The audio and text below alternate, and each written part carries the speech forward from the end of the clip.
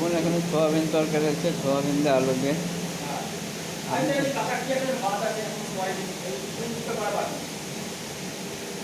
আপনারা এরকম বাড়িতে রান্না করবেন।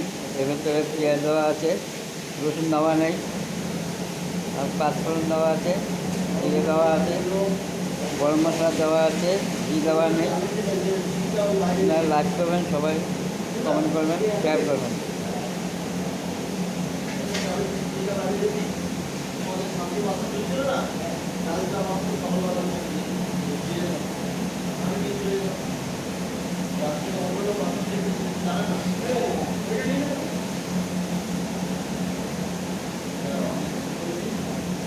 এরকম বাড়িতে রান্না করে খাবেন। দেখবেন রসুন ছাড়া, পেঁয়াজ দিয়ে, আদা লঙ্কা গরম মশলা দিয়ে ভালো লাগবে সেটা।